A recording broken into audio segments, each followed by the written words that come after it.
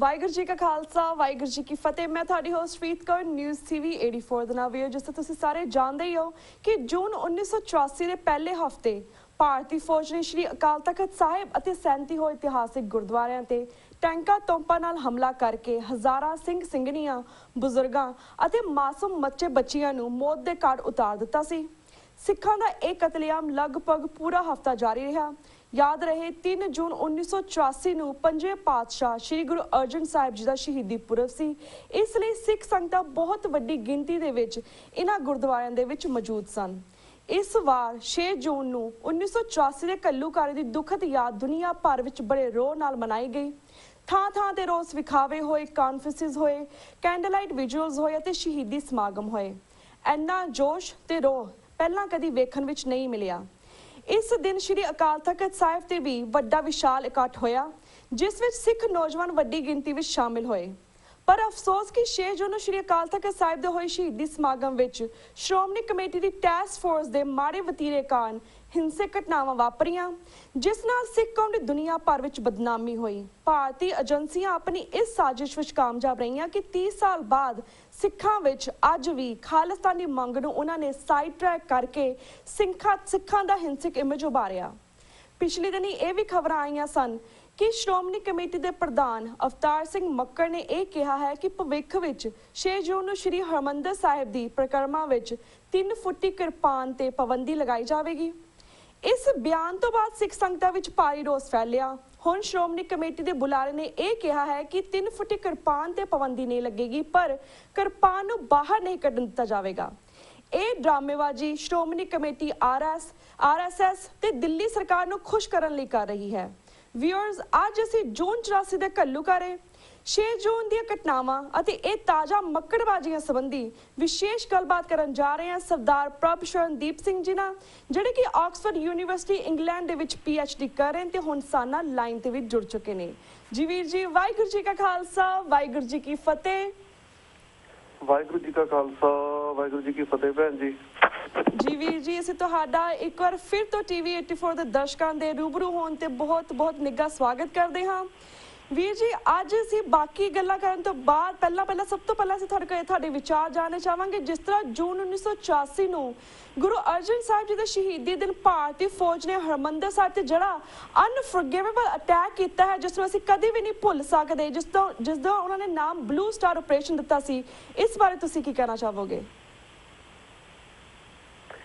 ਇਹਦੇ ਬਾਰੇ ਇਹੀ ਹੈ ਕਿ ਜਿਹੜਾ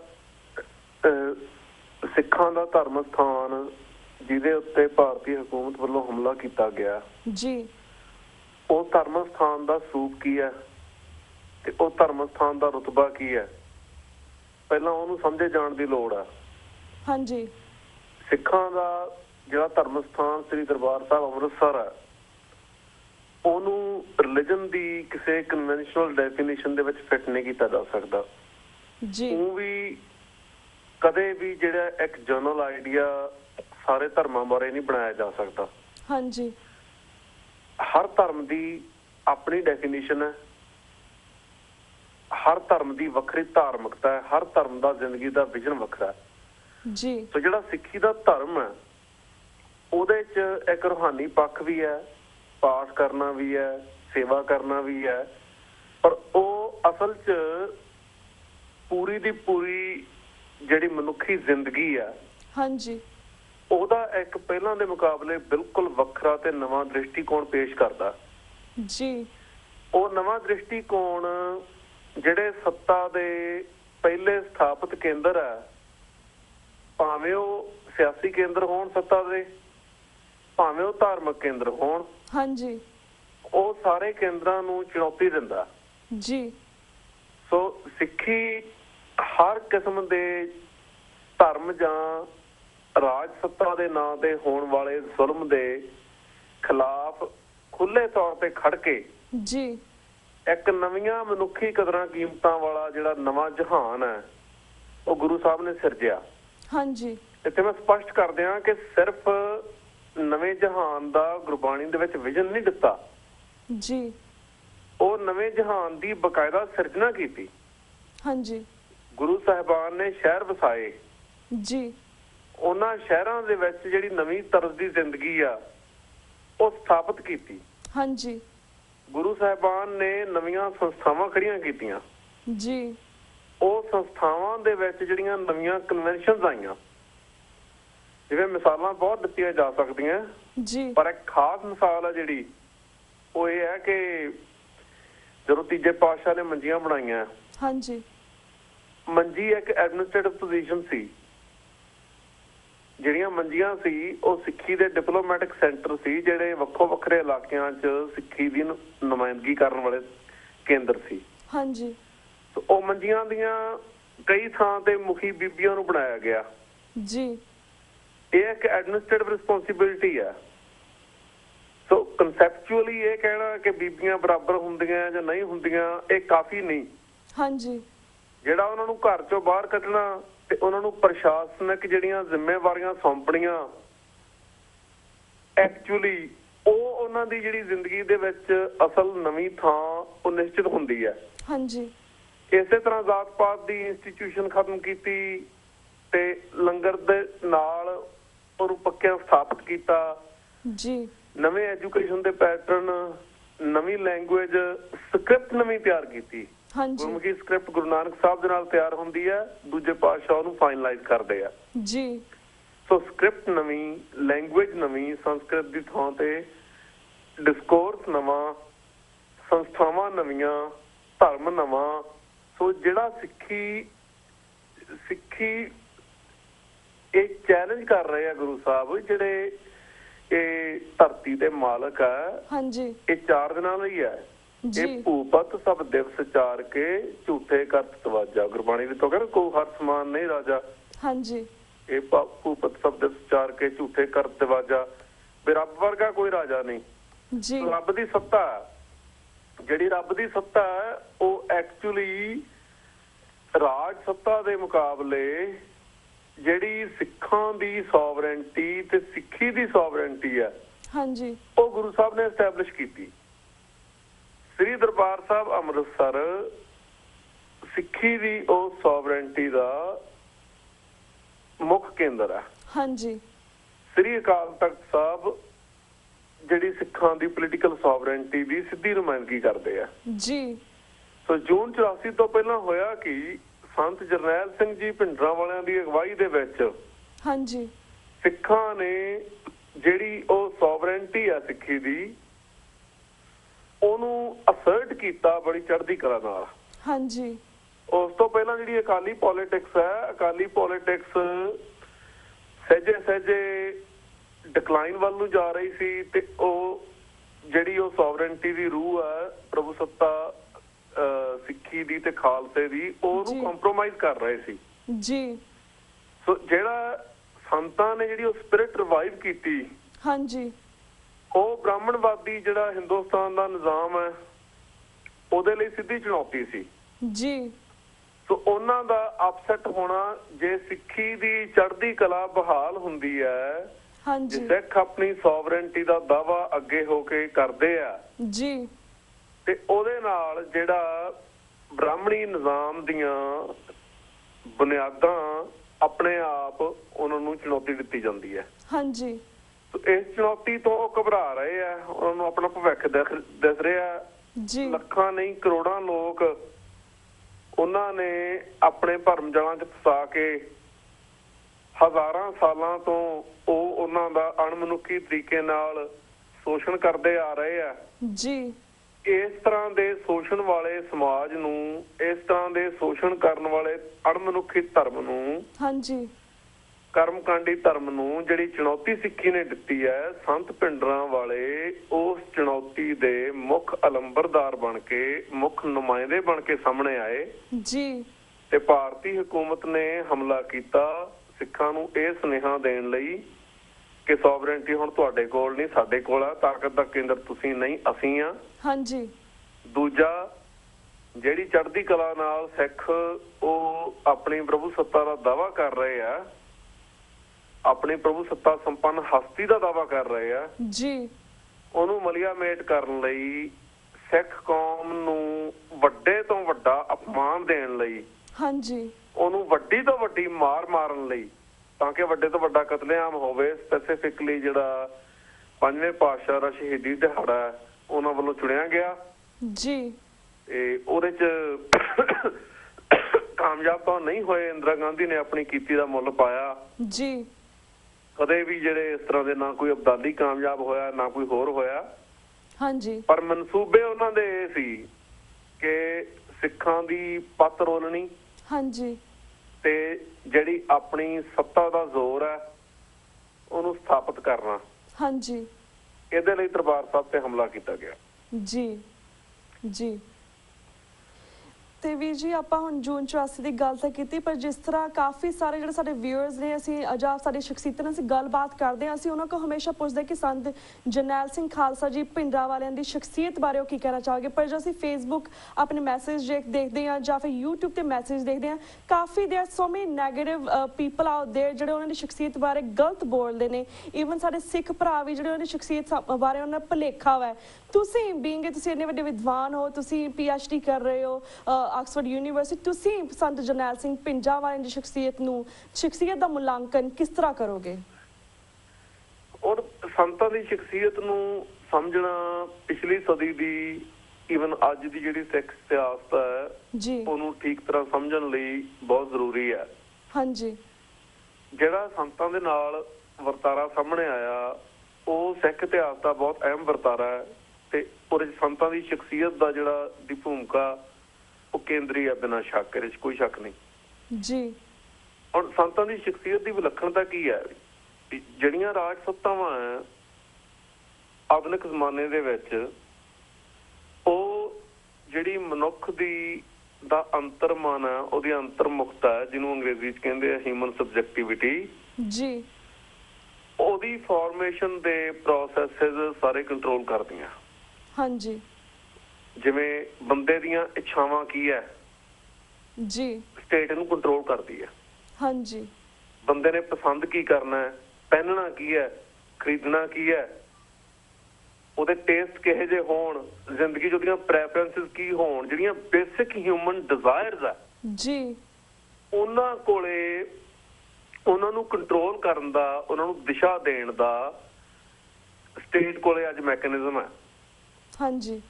ਥੋੜਾ ਡਿਸਕੋਰਸ ਹੈ ਉਹ ਬਹੁਤ ਪਾਵਰਫੁਲ ਰੋਲ ਪਲੇ ਕਰ ਰਿਹਾ ਜੀ, ਭਾਵੇਂ ਕਿ ਨੈਗੇਟਿਵ ਹੈ ਤੇ ਅਫਸੋਸਨਾਕ ਹੈ, ਪਰ ਬਹੁਤ ਤਕੜਾ ਰੋਲ ਪਲੇ ਕਰ ਰਿਹਾ। ਤੇ ਉਹ ਸਾਰੇ ਦੇ ਸਾਰੇ ਜਿਹੜੇ ਲੋਕ ਆ ਉਹਨਾਂ ਦੇ ਨਾਲ ਇੱਕ ਬਹੁਤ ਹੀ ਕੋਝੀ ਕਿਸਮ ਦੀ ਜਿਹੜੀ ਖੇਡ ਕੀਤੀ ਜਾ ਰਹੀ ਹੈ ਬਿਜ਼ਨਸ ਦੇ ਅਦਾਰਿਆਂ ਨੇ ਕੰਜ਼ਿਊਮਰ ਪ੍ਰੋਡਕਟਸ ਵੇਚਣ ਲਈ।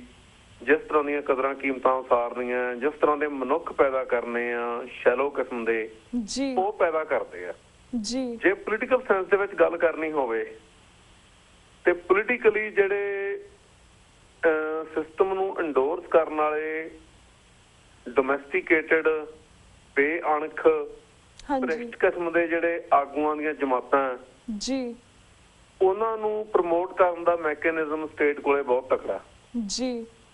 ਹੁਣ ਸੰਤਾਂ ਦਾ ਕੀ ਹੈ ਵੀ ਸੰਤਾਂ ਨੇ ਜਿਹੜੀ ਇਹ ਕਲੋਨੀਅਲ ਰਜੀਮ ਦੇ ਨਾਲ ਜਿਹੜੀਆਂ ਨਵੀਆਂ ਟੈਕਨੋਲੋਜੀਜ਼ ਆਈਆਂ ਜੀ ਹਿਊਮਨ ਸਬਜੈਕਟਿਵਿਟੀ ਨੂੰ ਸ਼ੇਪ ਕਰਨ ਦੀਆਂ, ਹਾਂਜੀ, ਸੰਤਾਂ ਨੇ ਦੇ ਕੋਲੇ ਸਬਜੈਕਟਿਵਿਟੀ ਸੀ ਇਹਨਾਂ ਨੂੰ ਟ੍ਰਾਂਸੈਂਡ ਕਰਨ ਵਾਲੀ ਜੀ। ਜਿਹੜੀ ਸ਼ਖਸੀਅਤ ਸੀ, ਅੰਤਰਮਨ ਸੀ, ਜਿਹੜਾ ਮਹਿਸੂਸ ਹੋਰ ਪੱਧਰ ਤੇ ਕਰਦਾ ਸੀ। ਹਾਂਜੀ। ਜਿਹੜੀਆਂ ਡਿਜ਼ਾਇਰਸ ਆ ਉਹ ਗੁਰਬਾਣੀ ਦੇ ਰੰਗ ਦੇ ਵਿੱਚ ਰੰਗੀਆਂ ਹੋਈਆਂ ਸੀ ਜੀ। ਤੇ ਡਿਜ਼ਾਇਰਸ ਤੇ ਜਿਹੜੀ ਡਿਜ਼ਾਇਰਸ ਦੇ ਪਿੱਛੇ ਇੱਕ ਬੰਦੇ ਦੀ ਐਸਥੈਟਿਕਸ ਦੀ ਡਿਜ਼ਾਇਰ ਹੁੰਦੀ ਹੈ ਨਾ। ਹਾਂਜੀ। ਜਿਵੇਂ ਹੁਣ ਐਸਥੈਟਿਕਸ ਦੀ ਡਿਜ਼ਾਇਰ ਜਿਹੜੀ ਆਮ ਜ਼ਿੰਦਗੀ 'ਚ ਬਹੁਤ ਸੋਹਣੀ ਵੀ ਹੈ, ਸਾਨੂੰ ਬੱਚੇ ਸੋਹਣੇ ਲੱਗਦੇ ਆ ਜੀ, ਬੱਚੇ ਵਾਕਈ ਖੂਬਸੂਰਤ ਹੁੰਦੇ ਆ, ਭਾਵੇਂ ਆਪਣੇ ਹੋਣ ਭਾਵੇਂ ਕਿਸੇ ਦੇ ਹੋਣ। ਨਦੀਆਂ, ਦਰਿਆ, ਜ਼ਿੰਦਗੀ ਦੀ ਜਿਹੜੀ ਹਰ ਕਿਸਮ ਦੀ ਖੂਬਸੂਰਤੀ ਬੰਦੇ ਨੂੰ ਅਪੀਲ ਕਰਦੀ ਹੈ। ਹਾਂਜੀ। ਉਹਦੇ ਨਾਲ ਐਸਥੈਟਿਕਲੀ ਇੰਗੇਜ ਕਰਨ ਦੇ ਬਹੁਤ ਸਾਰੇ ਪੈਟਰਨ ਹੈ, ਕਹਿ ਸਕਦੇ ਆ ਜਿੰਨੇ ਬੰਦੇ ਆ ਉਨੇ ਪੈਟਰਨ ਹੈ। ਹਾਂਜੀ। ਸੋ ਜਿਹੜੀ ਸੰਤਾਂ ਦੇ ਅੰਦਰਲੀ ਐਸਥੈਟਿਕ ਸੈਂਸੀਬਿਲਿਟੀ ਸੀ ਜੀ, ਉਹ ਯੂਨੀਕ ਸੀ। ਹਾਂਜੀ। ਉਹ ਗੁਰਬਾਣੀ ਦੀ ਐਸਥੈਟਿਕਸ ਦੇ ਵਿੱਚੋਂ ਦੁਨੀਆ ਨੂੰ ਵੇਖਦੇ ਸੀ ਜੀ। ਤਾਂ ਉਹਨਾਂ ਨੇ ਜਿਹੜੀ ਪ੍ਰੀ ਕਲੋਨੀਅਲ ਪ੍ਰੀ ਮਾਡਰਨ ਸਿੱਖ ਸਬਜੈਕਟਿਵਿਟੀ ਆ, ਹਾਂਜੀ, ਪਹਿਲਾਂ ਉਹ ਆਪਣੀ ਸ਼ਖਸੀਅਤ ਦੇ ਵਿੱਚ ਆਪਣੇ ਸਿਮਰਨ ਦੇ ਜ਼ੋਰ ਨਾਲ, ਆਪਣੀ ਅੰਦਰਲੀ ਕਮਾਈ ਨਾਲ ਉਹ ਪੈਦਾ ਕੀਤੀ ਜੀ, ਜਾਂ ਅਕਾਲ ਪੁਰਖ ਦੀ ਬਖਸ਼ਿਸ਼ ਦੇ ਨਾਲ, ਜਿਵੇਂ ਵੀ ਹੋਇਆ ਜੀ। ਉਸ ਤੋਂ ਬਾਅਦ ਉਹਨਾਂ ਨੇ ਇੱਕ ਗੁਰਮੁਖ ਵਾਂਗੂ ਉਹ ਰੰਗ ਜਿਹੜਾ ਉਹ ਆਲੇ ਦੁਆਲੇ ਬਿਖੇਰਿਆ, ਹਾਂਜੀ, ਤੇ ਆਪਣੇ ਇਰਦ ਗਿਰਦ ਜਿਹੜੀ ਗੁਰਸਿੱਖਾਂ ਦੀ ਸੰਗਤ ਪੈਦਾ ਕੀਤੀ, ਜੀ, ਜਿਹੜੇ ਉਸ ਤਰ੍ਹਾਂ ਦੀ ਹਿਊਮਨ ਸਬਜੈਕਟਿਵਿਟੀ ਦੀ ਨੁਮਾਇੰਦਗੀ ਕਰਦੇ ਸੀ। ਹਾਂਜੀ।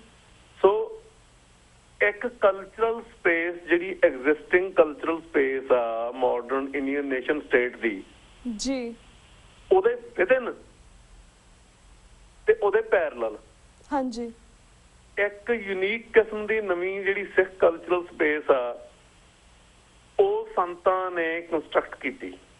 ਜੀ। ਇੱਕ ਨਵਾਂ ਮਾਹੌਲ ਤਿਆਰ ਕੀਤਾ, ਜਿਹੜਾ ਉਹ ਸੱਭਿਆਚਾਰਕ ਪਸਾਰ ਪੈਦਾ ਕਰਨਾ, ਜਿਹੜੀ ਨਵੀਂ ਆਬੋ ਹਵਾ ਪੈਦਾ ਕਰਨੀ ਹੈ ਧਰਤੀ ਦੇ ਉੱਤੇ, ਹਾਂਜੀ, ਇਹ ਕਿਸੇ ਕਰਾਮਾਤ ਤੋਂ ਘੱਟ ਨਹੀਂ। ਜੀ। ਇਹਦੇ 'ਚ ਜਿਹੜੀ ਮੁੱਖ ਤੌਰ ਤੇ ਜਿਹੜੀ ਸੰਤਾਂ ਦੀ ਅੰਦਰਲੀ ਰੂਹਾਨੀ ਕਮਾਈ ਆ ਸਿੱਖ ਦੇ ਤੌਰ ਤੇ, ਜੀ, ਉਹ ਆ। ਹਾਂਜੀ। ਦੂਜਾ ਜਿਹੜਾ ਬਹੁਤ ਚੜ੍ਹਦੀ ਕਲਾ ਨਾਲ ਸਿਦਕ ਦੇ ਵਿੱਚੋਂ ਪੈਦਾ ਹੋਇਆ, ਉਹਨਾਂ ਦੀ ਸ਼ਖਸੀਅਤ ਦਾ ਜਲਾਲ ਹੈ, ਜੀ, ਉਹ ਆ। ਹਾਂਜੀ।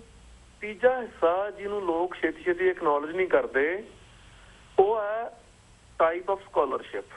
ਹਾਂਜੀ। ਜਿਹੜੀ ਸਕਾਲਰਲੀ ਪੈਟਰਨ ਜਿਹੜੇ ਉਹ ਪਰਸੂ ਕਰਦੇ ਸੀ, ਹਾਂਜੀ, ਉਹ ਮਾਡਰਨਿਟੀ ਨੇ ਸ਼ੇਪ ਨਹੀਂ ਕੀਤੇ। ਜੀ।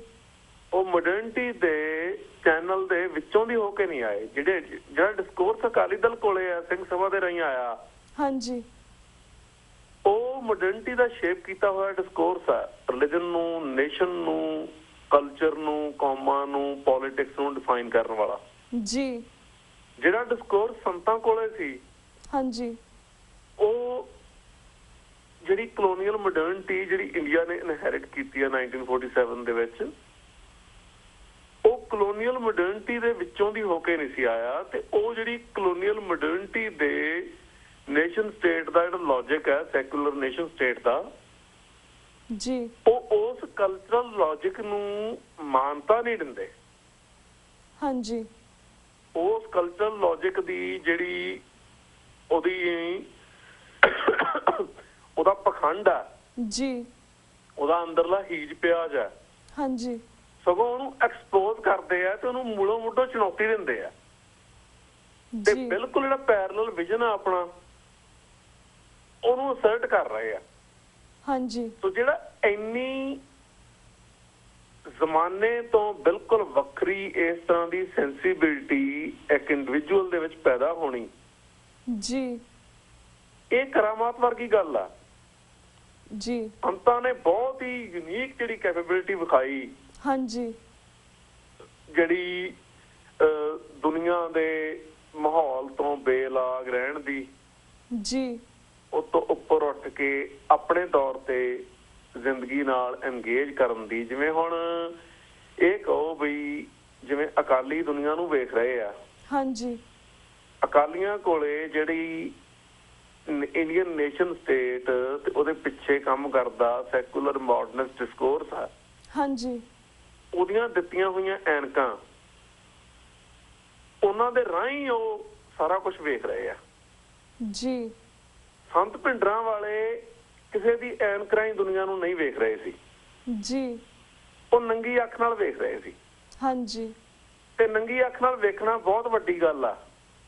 ਜੀ, ਇਹ ਕੰਮ ਕੋਈ ਸੂਰਮਾ ਹੀ ਕਰ ਸਕਦਾ। ਜੀ, ਬਿਲਕੁਲ। ਸਿਰਫ ਸੂਰਮਾ ਹੀ ਨਹੀਂ, ਇਹ ਕੰਮ ਕੋਈ ਸੰਤ ਸਿਪਾਹੀ ਹੀ ਕਰ ਸਕਦਾ। ਹਾਂਜੀ। ਤੇ ਸੰਤ ਸਿਪਾਹੀ ਕੌਣ ਆ ਸਿੱਖਾਂ ਦੇ ਵਿੱਚ? ਜਿਹਨੂੰ ਰੱਬ ਦੇ ਨਾਮ ਦਾ ਰੰਗ ਲੱਗਾ। ਜੀ। ਜਿਵੇਂ ਗੁਰਬਾਣੀ ਦਾ ਫਰਮਾਨ ਹੈ, ਜਾ ਕੋ ਹਰ ਰੰਗ ਲਾਗੋ ਇਸ ਜੁਗ ਮੈਂ, ਸੋ ਕਹੀਅਤ ਹੈ ਸੂਰਾ। ਹਾਂਜੀ। ਉਹ ਸੂਰਮੇ ਇਸ ਕਿਸਮ ਦੇ ਸੂਰਮੇ ਸੀ ਉਹ। ਜੀ। ਇਹਦੇ ਕਰਕੇ ਉਹਨਾਂ ਨੇ ਜਿਹੜਾ ਯੁੱਧ ਕੀਤਾ ਨਾ, ਹਾਂਜੀ, ਕਹਿੰਦੇ ਨਾ ਖਾਲਸਾ ਸੋਈ ਕਰੈ ਨਿਤ ਜੰਗ, ਉਹ ਜੰਗ ਦਾ ਮਤਲਬ ਕੀ ਹੈ? ਜਿਵੇਂ ਜਿਹੜਾ ਯੁੱਧ ਕਰਨਾ ਬੰਦੇ ਨੇ, ਹਾਂਜੀ, ਉਹ ਕਈ ਕਹਿੰਦੇ ਕਾਮ ਕ੍ਰੋਧ ਲੋਭ ਮੋਹ ਹੰਕਾਰ ਨਾਲ ਯੁੱਧ ਕਰਨਾ ਹੈ, ਬਿਲਕੁਲ ਠੀਕ ਹੈ ਜੀ। ਪਰ ਜਿਹੜੇ ਕਾਮ ਕ੍ਰੋਧ ਲੋਭ ਮੋਹ ਹੰਕਾਰ ਆ ਜੀ, ਉਹ ਸਿਰਫ ਐਬਸਟਰੈਕਟ ਐਂਟੀਟੀਜ਼ ਤਾਂ ਹੈ ਨਹੀਂ ਗੀਆਂ। ਕਾਮ ਕ੍ਰੋਧ ਲੋਭ ਮੋਹ ਹੰਕਾਰ ਫੈਨੋਮੀਨਲ ਐਂਟੀਟੀਜ਼ ਵੀ ਤਾਂ ਹੈਗੀਆਂ ਨਾ। ਹਾਂਜੀ, ਉਹ ਫੈਨੋਮੀਨਲ ਲੈਵਲ ਤੇ ਲਾਈਫ ਦੇ ਵਿੱਚ ਐਕਟਿਵ ਏਜੰਸੀਜ਼ ਵੀ ਦੇ ਤੌਰ ਤੇ ਵੀ ਤਾਂ ਹੈਗੀਆਂ ਨਾ ਜੀ। ਸੋ ਜਿਹੜਾ ਯੁੱਧ ਹੈ ਇਹ ਇਕੱਲਾ ਅੰਤਰਮੁਖੀ ਨਹੀਂ, ਹਾਂਜੀ, ਨਾ ਹੀ ਇਕੱਲਾ ਬਾਹਰਮੁਖੀ ਹੈ ਜੀ। ਇਹ ਅੰਤਰਮੁਖੀ ਤੇ ਬਾਹਰਮੁਖੀ ਇੱਕੋ ਵੇਲੇ ਦੋਨਾਂ ਲੈਵਲ ਤੇ ਚੱਲ ਰਿਹਾ। ਹਾਂਜੀ, ਸੋ ਸੰਤ ਭਿੰਡਰਾਂ ਵੇਲੇ ਇਹ ਜਿਹੜੇ ਉਹ ਇੱਕ ਸੰਤ ਸਿਪਾਹੀ ਸੀ ਜਿਹੜੇ ਯੁੱਧ ਕਰ ਰਹੇ ਸੀ ਜੀ। ਕਾਮ ਕ੍ਰੋਧ ਲੋਭ ਮੋਹ ਹੰਕਾਰ ਨਾਲ, ਅੰਤਰਮੁਖੀ ਪੱਧਰ ਤੇ ਵੀ ਬਾਹਰਮੁਖੀ ਪੱਧਰ ਤੇ ਵੀ।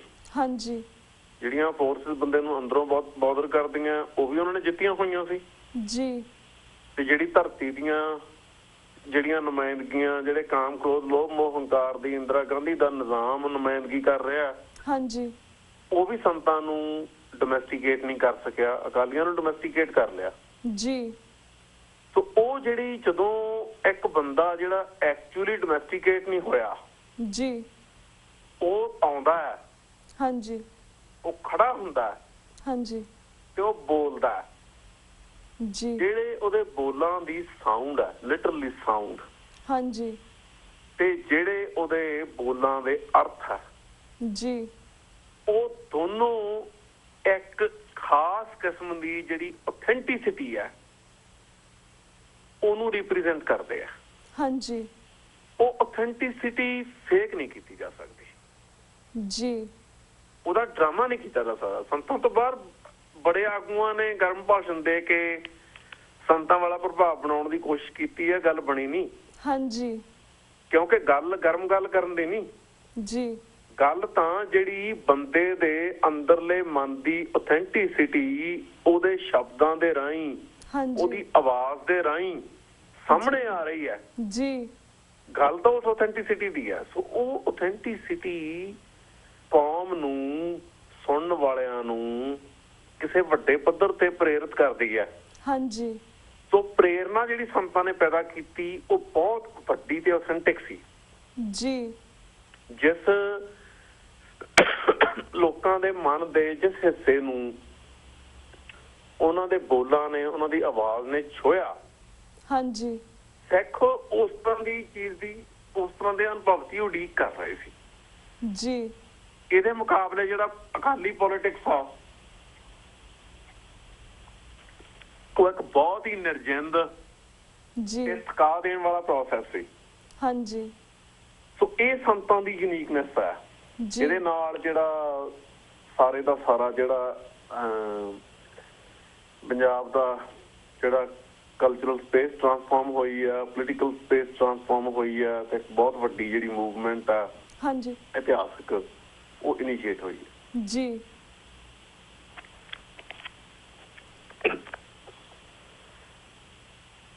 ਹੈਲੋ, ਹੈਲੋ, ਹਾਂਜੀ ਹਾਂਜੀ ਹਾਂਜੀ ਵੀਰ ਜੀ। ਵੀਰ ਜੀ, ਦਰਸ਼ਕਾਂ ਨੂੰ ਦੱਸਣਾ ਚਾਹੁੰਦੇ ਹਾਂ ਇੱਥੇ ਕਿ ਤੁਹਾਡੀ ਤਬੀਅਤ ਬਹੁਤ ਖਰਾਬ ਆ, ਫਿਰ ਵੀ ਤੁਹਾਡਾ ਬਹੁਤ ਬਹੁਤ ਸ਼ੁਕਰੀਆ ਕਿ ਤੁਸੀਂ ਸਾਡੇ ਅੱਜ ਦਰਸ਼ਕਾਂ ਦੇ ਰੂਬਰੂ ਹੋ ਰਹੇ ਹੋ। ਤੁਸੀਂ ਕੁਝ ਹੋਰ ਕਿ ਸਾਡੇ 2-3 ਮਿੰਟ ਰਹਿ ਗਏ, ਤੁਸੀਂ ਕੁਝ ਹੋਰ ਸੰਤ ਜਰਨੈਲ ਸਿੰਘ ਖਾਲਸਾ ਭਿੰਡਰਾਂਵਾਲੇ ਜੀ ਦੀ ਸ਼ਖਸੀਅਤ ਬਾਰੇ ਕਹਿਣਾ ਚਾਹੁੰਦੇ ਤਾਂ ਜ਼ਰੂਰ ਕਹਿ ਸਕਦੇ ਹੋ TV 84 ਰਾਹੀਂ। ਇਹੀ ਹੈ ਵੀ ਜਿਹੜੀ ਮੈਂ ਸ਼ੁਰੂ 'ਚ ਗੱਲ ਕਹੀ ਸੀ ਵੀ ਸਿੱਖੀ ਕੋਈ ਨਿਰੇ ਪੁਰੇ ਐਬਸਟਰੈਕਟ ਜਿਹੜੇ ਕਨਸੈਪਟਸ ਆ, ਹਾਂਜੀ, ਉਹਨਾਂ ਦਾ ਸੰਗ੍ਰਹਿ ਨਹੀਂ ਜੀ, ਇਹ ਕੋਈ ਕਰਮ ਕਾਂਡਾਂ ਵਾਲਾ ਧਰਮ ਨਹੀਂ ਜੀ, ਇਹ ਜ਼ਿੰਦਗੀ 'ਚ ਅਮਲੀ ਰੂਪ 'ਚ ਹਾਂਜੀ, ਜ਼ਿੰਦਗੀ ਨੂੰ ਟਰਾਂਸਫਾਰਮ ਕਰਨ ਦੀ ਇੱਕ ਅਟੈਂਪਟ ਹੈ ਜੀ, ਤੇ ਸਿੱਖ ਦੀ ਜਿਹੜੀ ਪਾਰਟਿਸਿਪੇਸ਼ਨ ਹੈ ਜ਼ਿੰਦਗੀ ਦੇ ਵਿੱਚ ਹਮੇਸ਼ਾ ਉਹ ਇੱਕ ਸੋਹਣੀ ਸੱਚੀ ਤੇ ਨਿਆਂ ਭਰਪੂਰ ਜ਼ਿੰਦਗੀ ਜਿਹੜੀ ਹੈ ਹਾਂਜੀ, ਉਹ ਖੜੀ ਕਰਨੀ, ਪੈਦਾ ਕਰਨੀ। ਗੁਰੂ ਸਾਹਿਬਾਨ ਨੇ ਵੀ ਕੀਤਾ ਹੈ, ਜਗੀਰਦਾਰਾਂ ਤੋਂ ਜ਼ਮੀਨਾਂ ਖੋਹ ਕੇ ਮਜ਼ਾਰਿਆਂ 'ਚ ਵੰਡ ਕੇ। ਜੀ, ਬਾਬਾ ਬੰਦਾ ਸਿੰਘ ਬਹਾਦਰ ਨੇ ਵੀ ਕੀਤਾ ਹੈ, ਬੜਾ ਰੈਵੋਲੂਸ਼ਨਰੀ ਕੰਮ। ਹਾਂਜੀ। ਸੋ ਇਹ ਜਦੋਂ ਇਹਨਾਂ ਚੀਜ਼ਾਂ ਨੂੰ ਵੇਖਣਾ ਹੈ, ਹਾਂਜੀ, ਜਿਹੜਾ ਸੋ ਕਾਲਡ ਨੇਸ਼ਨ ਸਟੇਟ ਦਾ ਲੌਜਿਕ ਹੈ, ਲਾਅ ਐਂਡ ਆਰਡਰ ਦੀ ਜਿਹੜੀ ਲੈਜੀਟੀਮੇਸੀ ਮੰਨੀ ਜਾਂਦੀ ਹੈ ਜੀ, ਪਹਿਲਾਂ ਉਹਦੇ ਪਿੱਛੇ ਕੰਮ ਕਰਦਾ ਤਰਕ ਹੈ, ਹਾਂਜੀ, ਉਹਨੂੰ ਸਮਝਣ ਦੀ ਲੋੜ ਹੈ। ਉਹਦਾ ਕੋਈ ਤਰਕ ਨਹੀਂਗਾ। ਜਿਨ੍ਹਾਂ ਕੋਲ ਲੋਕਾਂ ਕੋਲ ਉਹਦਾ ਸਿਰਫ ਇਹ ਤਰਕ ਹੈ ਕਿ ਇਤਿਹਾਸ, ਜਿਨ੍ਹਾਂ ਲੋਕਾਂ ਕੋਲ ਤਾਕਤ ਸੀ, ਹਾਂਜੀ, ਉਹਨਾਂ ਨੇ ਆਪਣਾ ਤੁਹਾਡੀ ਧਰਤੀ ਤੇ ਕਬਜ਼ਾ ਕਰਕੇ ਜਿਹੜਾ ਆਪਣੇ ਕਿਸਮ ਦੇ ਕਾਨੂੰਨ ਘੜ ਲਏ, ਆਪਣੇ ਸੰਵਿਧਾਨ ਬਣਾ ਲਏ, ਤੇ ਉਹ ਕਾਨੂੰਨ ਤੇ ਸੰਵਿਧਾਨ ਦਾ ਰਾਜ ਹੈ ਜਿਹੜਾ ਉਹ ਸਥਾਪਿਤ ਕੀਤਾ ਗਿਆ ਜੀ। ਅਸੀਂ ਉਹ ਕੋਈ ਇਲਾਹੀ ਫਰਮਾਨ ਨਹੀਂ, ਅਸੀਂ ਉਸ ਕਾਨੂੰਨ ਨੂੰ, ਉਸ ਸੰਵਿਧਾਨ ਨੂੰ ਮੰਨਣ ਲਈ ਪਾਬੰਦ ਬਿਲਕੁਲ ਨਹੀਂ। ਇਹ ਗੱਲ ਜਿਹੜੀ ਮੈਂ ਕਹਿ ਰਿਹਾ ਅਸਲ 'ਚ ਇਹ ਡਾਕਟਰ ਗੁਰਭਗਤ ਸਿੰਘ ਨੇ ਲਿਖੀ ਹੈ, ਪਹਿਲਾਂ ਮੈਂ ਉਹਨਾਂ ਦੇ ਹਵਾਲੇ ਨਾਲ ਗੱਲ ਕਰ ਰਿਹਾ। ਹਾਂਜੀ। ਸੋ ਅਸੀਂ ਜਦੋਂ ਇਹ ਸਾਰੇ ਵਰਤਾਰੇ ਨੂੰ ਸਮਝਣ ਦੀ ਕੋਸ਼ਿਸ਼ ਕਰਨੀ ਹੈ, ਉਹ ਸਮਝਣ ਦੀ ਕੋਸ਼ਿਸ਼ ਇਹ ਕਰਨੀ ਹੈ ਕਿ ਸਿੱਖਾਂ ਨੇ ਜਦੋਂ ਵੀ ਸਿੱਖੀ ਨੂੰ ਸਹੀ ਤਰੀਕੇ ਨਾਲ ਜਿਉਣਾ ਹੈ, ਹਾਂਜੀ, ਜਦੋਂ ਵੀ ਖਾਲਸੇ ਦੀ ਅਸਲ ਹਸਤੀ ਸਮੇਂ ਦੀਆਂ ਤਾਕਤਾਂ ਦੇ ਪ੍ਰਭਾਵ ਤੋਂ ਮੁਕਤ ਹੋ ਕੇ ਆਪਣੀ ਪੂਰੀ ਚੜ੍ਹਦੀ ਕਲਾ 'ਚ, ਆਪਣੇ ਪੂਰੇ ਜਲਾਲ 'ਚ ਪ੍ਰਗਟ ਹੋਣੀ ਹੈ ਜੀ, ਉਦੋਂ ਹੀ ਸਿੱਖਾਂ ਨੇ ਜਿਹੜੇ ਉਹਨਾਂ ਨੂੰ ਕੰਟਰੋਲ ਕਰਦੇ ਇਸ ਤਰ੍ਹਾਂ ਦੇ ਬਦੀ ਵਾਲੇ ਨਿਜ਼ਾਮ ਹੈ, ਉਹਨਾਂ ਨੂੰ ਹਮੇਸ਼ਾ ਚੁਣੌਤੀ ਦਿੰਦੇ ਆਏ ਆ ਸਿੱਖ, ਤੇ ਹਮੇਸ਼ਾ ਦੇਣੀ ਆ। ਹਾਂਜੀ। ਤੇ ਨਿਜ਼ਾਮ ਨਾਲ ਟਕਰਾਅ ਹੋਣਾ ਜਿਹੜਾ ਉਹ ਧਰਤੀ ਤੇ ਨਿਆਂ, ਸੱਚ ਜੀ ਇਹ ਸਥਾਪਿਤ ਕਰਨ ਲਈ ਜ਼ਰੂਰੀ ਆ ਜੀ। ਸੋ ਸੰਤਾਂ ਨੂੰ ਸਮਝਣ ਲਈ ਜਿਹੜੇ ਡਿਸਕੋਰਸ ਦੀ ਇੱਕ ਹੈਜਮਨੀ ਬਣੀ ਹੋਈ ਹੈ, ਜਿਹੜਾ ਹੈਜਮੈਨਿਕ ਕੰਟਰੋਲ ਹੈ ਡਿਸਕੋਰਸ ਦਾ, ਹਾਂਜੀ, ਉਹਦੀ ਗੁਲਾਮੀ ਚੋਂ ਬਾਹਰ ਨਿਕਲ ਕੇ ਆਜ਼ਾਦ ਹੋ ਕੇ ਸੋਚਣ ਦੀ ਲੋੜ ਹੈ। ਫੇਰ ਹੀ ਅਸੀਂ ਜਿਹੜੀਆਂ ਇਸ ਤਰ੍ਹਾਂ ਦੀਆਂ ਵੱਡੀਆਂ ਹਸਤੀਆਂ ਜੀ ਉਹਨਾਂ ਬਾਰੇ ਠੀਕ ਸਮਝ ਪੈਦਾ ਕਰ ਸਕਦੇ ਹਾਂ। ਜੀ ਬਿਲਕੁਲ ਬਿਲਕੁਲ ਵੀਰ ਜੀ। ਤੇ ਵੀਰ ਜੀ, ਅੱਜ ਤਾਂ ਅਸੀਂ ਤੁਹਾਡੇ ਨਾਲ 6 ਜੂਨ 1984 ਦੇ ਹਵਾਲੇ ਨਾਲ ਗੱਲਬਾਤ ਕੀਤੀ, ਤੁਹਾਡੇ ਵਿਚਾਰ ਜਾਣਨੇ ਚਾਹੇ ਨੇ, ਪਰ ਅਸੀਂ ਮੰਡੇ ਨੂੰ ਵੀ ਤੁਹਾਡਾ ਪ੍ਰੋਗਰਾਮ ਕੰਟੀਨਿਊ ਕਰਾਂਗੇ। ਮੰਡੇ ਨੂੰ ਵੀ ਅਸੀਂ ਜਿਹੜੀ ਰੀਸੈਂਟ ਘਟਨਾਵਾਂ ਵਾਪਰੀਆਂ ਨੇ ਹਰਿਮੰਦਰ ਸਾਹਿਬ ਦੇ ਉੱਤੇ, ਉਸ ਬਾਰੇ ਵੀ ਤੁਹਾਡੇ ਵਿਚਾਰ ਜਾਣਨੇ ਚਾਹਾਂਗੇ। ਹੁਣ ਅਸੀਂ ਤੁਹਾਡੇ ਕੋਲ ਇੱਥੇ ਇਜਾਜ਼ਤ ਲੈਣੇ ਕਿਉਂਕਿ ਸਾਡਾ ਵਕਤ ਸਮਾਪਤੀ ਵੱਲ ਜਾ ਰਿਹਾ ਜੀ। ਵਾਹਿਗੁਰੂ ਜੀ ਕਾ ਖਾਲਸਾ, ਵਾਹਿਗੁਰੂ ਜੀ ਕੀ ਫਤਿਹ। ਠੀਕ ਹੈ ਭੈਣ ਜੀ, ਬਹੁਤ ਮਿਹਰਬਾਨੀ ਤੁਹਾਡੇ ਵੱਲੋਂ ਮੇਰੇ ਲਈ ਸਮਾਂ ਕੱਢਣ ਵਾਸਤੇ। ਵਾਹਿਗੁਰੂ ਜੀ ਕਾ ਖਾਲਸਾ, ਵਾਹਿਗੁਰੂ ਜੀ ਕੀ ਫਤਿਹ। ਵੀਅਰਸ, ਅਸੀਂ ਇੱਥੇ ਤੁਹਾਡੇ ਕੋਲ ਵੀ ਇਜਾਜ਼ਤ ਲੈਂਦੇ ਹਾਂ। ਮੰਡੇ ਨੂੰ ਮਿਲਾਂਗੇ ਸੇਮ ਟਾਈਮ ਸੇਮ ਸ਼ੋਅ ਤੇ। ਤਦ ਤੱਕ ਲਈ ਵਾਹਿਗੁਰੂ ਜੀ ਕਾ ਖਾਲਸਾ, ਵਾਹਿਗੁਰੂ ਜੀ ਕੀ ਫਤਿਹ।